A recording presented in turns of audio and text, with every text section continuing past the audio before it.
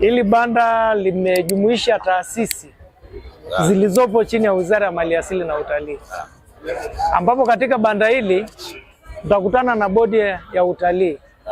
Bodi ya utalii kazi yetu ni kutangaza utalii, kutangaza vivutio vya utalii vilivyopo Tanzania nzima. Lakini hapa utakutana na watu wanaojishughulisha na uhifadhi wa wanyamapori na mazingira. Utakutana na TANAPA au hifadhi za taifa. Hifadhi za taifa wenyewe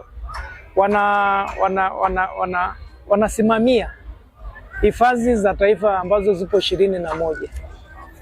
Alafu katika hili banda utakutana na watu wa eneo la Ngorongoro.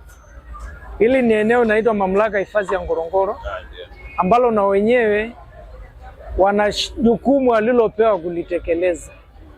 Na hapo utapata kupata elimu ya kutofautisha hizi hifadhi za taifa, TTB, Ngorongoro.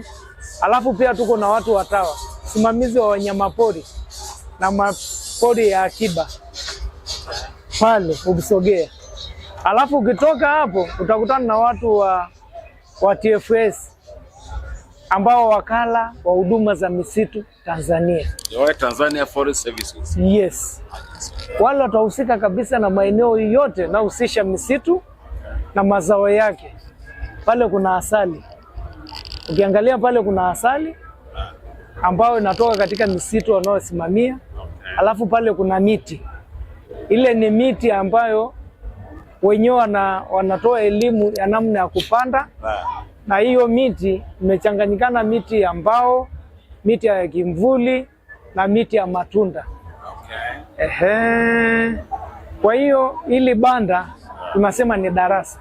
Haya ni darasa. Na hili banda utapewa pia elimu ya namna gani unaweza kawekeza katika sekta ya utalii.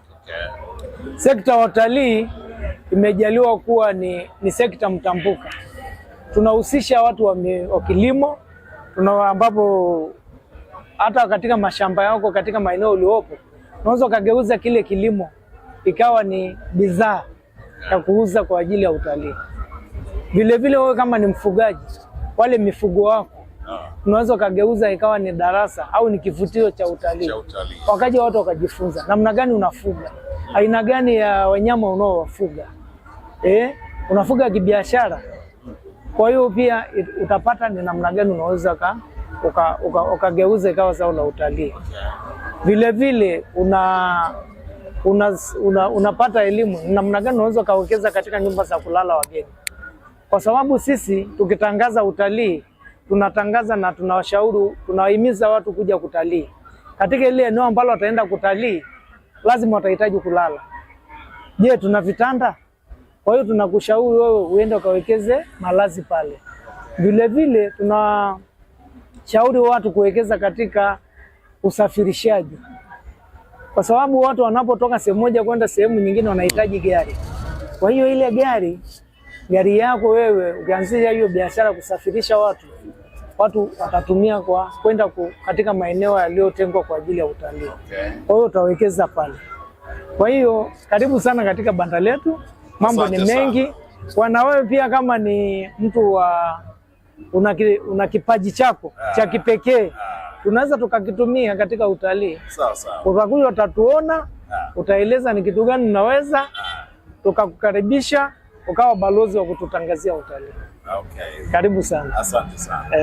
Kwa hiyo kama una swali, unataka kujua zaidi, tuko hapa kwa ajili ya kutoa elimu hiyo na kushauri. Nimeshiba. Bado kwa sababu ukienda kwenye nyuki pale utapewa na elimu na namna gani ya ile mazao inasaidia, inakaa kama dawa, inakaa kama bidhaa, na hata unadungishwa na nyuki anakung'ata na ni faida gani. Maelezo yako yanashibisha. Asante sana.